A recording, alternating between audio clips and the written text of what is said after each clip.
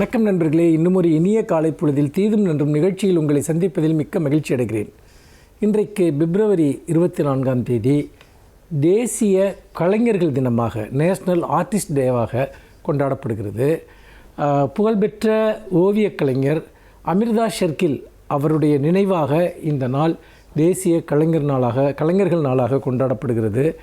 எதற்காக இந்த நாள் கொண்டாடப்படுகிறது என்றால், அமிர்தா ஷெர்கில் அவர்கள் கிராமப்புற வாழ்க்கையை பற்றியும் கிராமப்புற பெண்களை பற்றியும் எளிய நாட்டுப்புற மக்களினுடைய உணர்வுகளையும் வெளிப்படுத்தக்கூடிய ஓவியங்களை வரைவதற்கு மிக மிக முன்னோடியாக அமிர்தா ஷெர்கில் இருந்தார் என்று அவர் கொண்டாடப்படுகிறார். அவருடைய வழியை பின்பற்றி இன்றைக்கு ஏராளமான கலைஞர்கள் அதற்கு பின்னால் நம்முடைய நாட்டுப்புற வாழ்வையும் சாமானிய மனிதர்களையும் அவர்கள் வரைந்தார்கள்.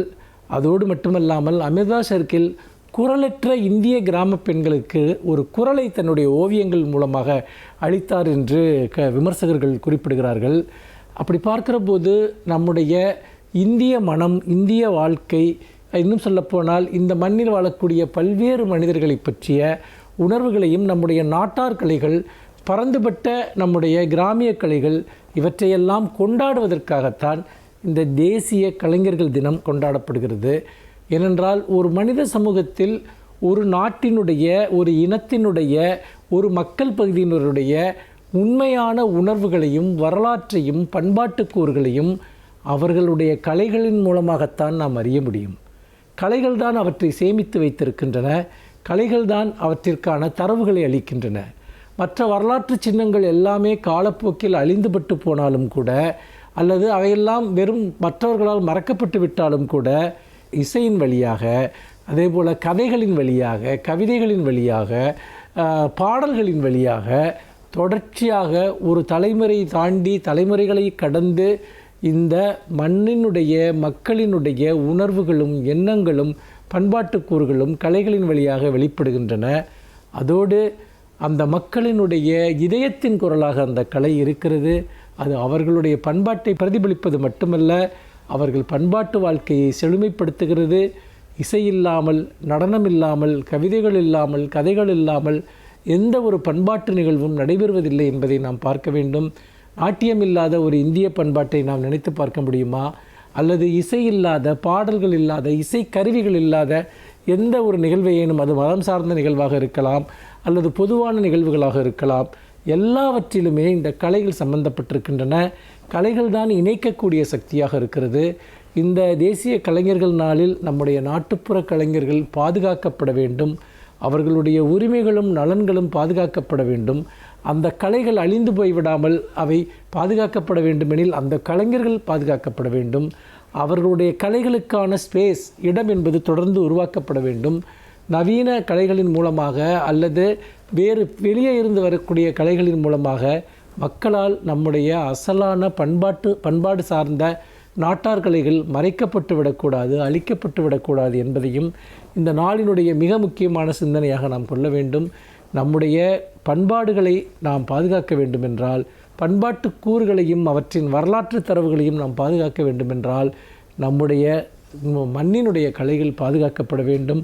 மண்ணினுடைய கலைஞர்கள் பாதுகாக்கப்பட வேண்டும். அதற்காகத்தான் இந்த தேசிய கலைஞர்கள் நாள் கொண்டாடப்படுகிறது என்பதை இந்த இடத்தில் நான் நினைவூட்ட விரும்புகிறேன். மீண்டும் இன்னும் ஒரு புதிய சிந்தனையோடு உங்களை சந்திக்கிறேன். நன்றி, வணக்கம்.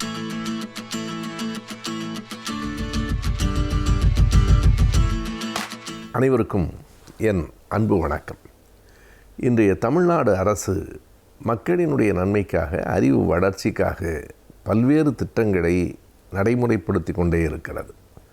இவற்றுளெல்லாம் உங்களை மிகவும் கவர்ந்த திட்டம் என்று எதை சொல்லுவீர்கள் என்று கேட்டபோது, இயல்பாக கல்வித்துறையில் பெண்கள் மேலெழுந்து நிற்பது, பெண்களுக்கான அந்த மகளிர் உரிமை தொகை வழங்கப்படுவது, இந்த ஆண்டு கூடுதலாக வழங்கப்பட்டிருப்பது என்கிற இவைகளையெல்லாம் தாண்டி 2 செய்திகளை கண்டிப்பாக குறிப்பிட வேண்டும் என்று தோன்றுகிறது. ஒன்று, 9 வயதுக்கும் 14 வயதுக்கும் உட்பட்ட பெண் குழந்தைகளுக்கு கருவாயில் வருகிற புற்றுநோயை பிற்காலத்தில் வந்துவிடாமல் தடுப்பதற்காக செலுத்தப்படுகிற தடை ஊசி.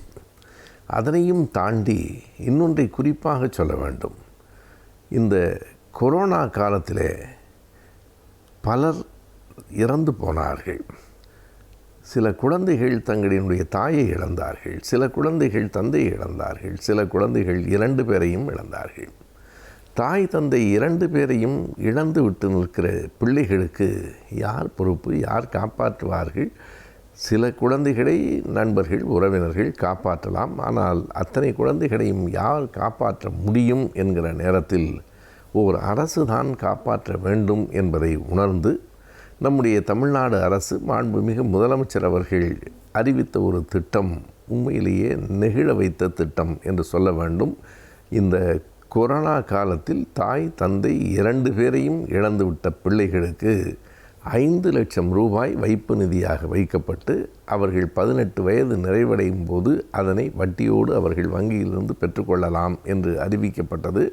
அது மிகப்பெரிய செயல் என்று தான் சொல்ல வேண்டும். அதேபோல கடந்த செப்டம்பர் மாதம் 2025ஆம் ஆண்டு செப்டம்பர் மாதம் முதல் வெறும் கோவிட் நோயிலே இறந்து போன பிள்ளைகளுக்கு, பெற்றோர்களுக்கு பிள்ளைகளுக்கு மட்டும்தான் இந்த அரசு உதவுமா என்று கேட்டால் இல்லை.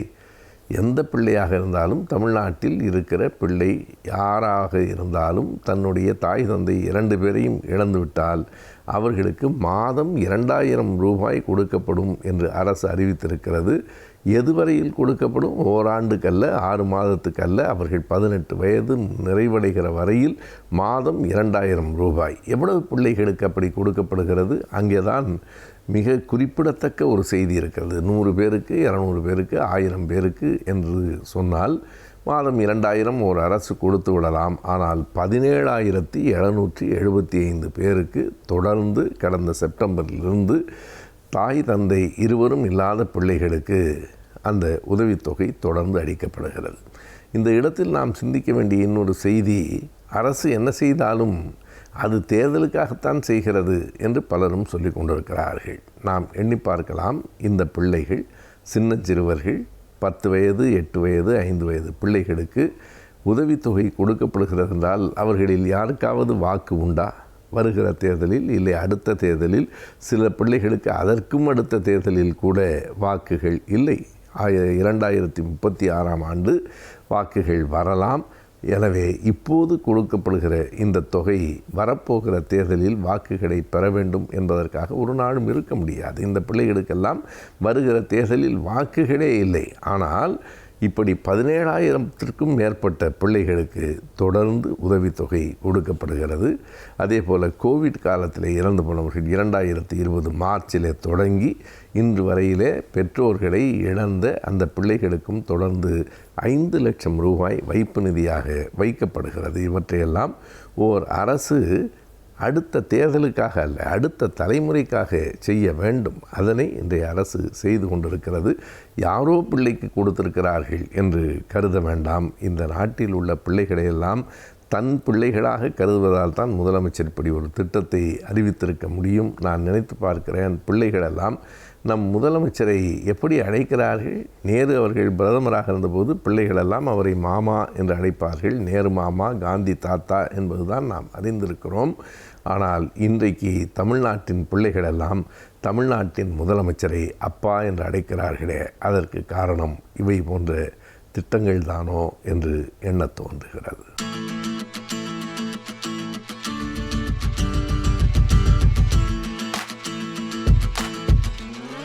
வணக்கம்.